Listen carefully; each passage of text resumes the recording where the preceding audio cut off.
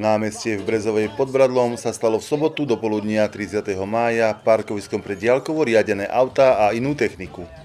Už po štvrtýkrát klub RC Karpaty v spolupráci s mestom zorganizovali podujatie s názvom RC Výšľab na Bradlo. Už sa to kolegovcom z RC klubu páči a chceli by ďalej pokračovať a dúfam, že sa nám podarí ten 10. ročník v Brezovej určite uskutočniť.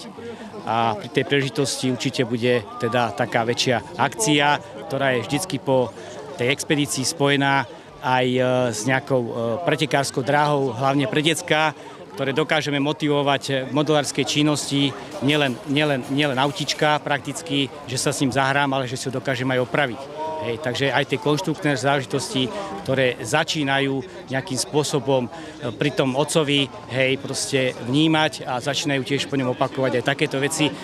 Trošku, aby tie decká nám odišli od tých tabletov, od tých mobilov, aby sme dokázali vrátiť tú modelárskú činnosť, ktorá je niekde teraz v pozadí, začali obnovovať na novo. Takže sú ľudia, ktorí si tlačia rôzne veci, už 3D tlače, rôzne makety, dokonca máme tu aj tank, ktorý je priamo aj živý, funguje, kolega vytvoril, takže to sú také motivácie pre tie naše decká. Takže RC Karpaty hlavne pre deti, rodiny s deckami, aby sme dokážali spoločne fungovať a spoločne stráviť krásne víkendy v prírode a možno aj s nejakou vysielačkou.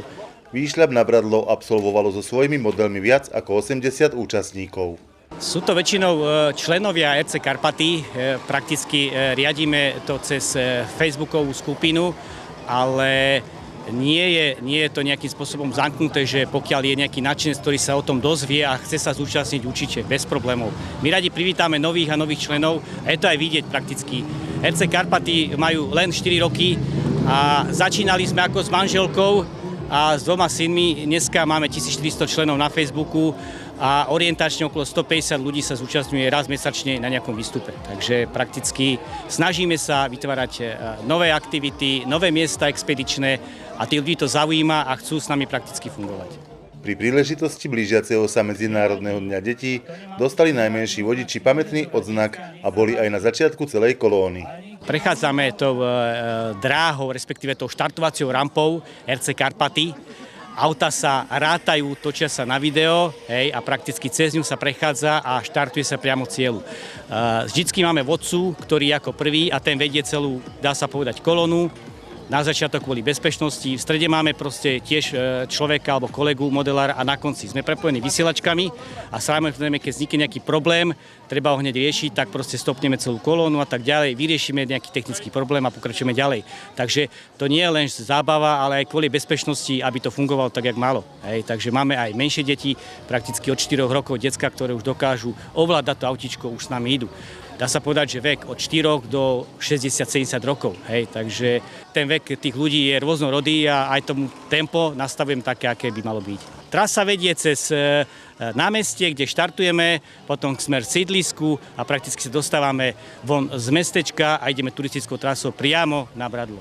Na Bradle máme spoločné fotenie, zgrupíme si krásne všetky naše modelárske autíčka do jednej veľkej kopy, to nazvem.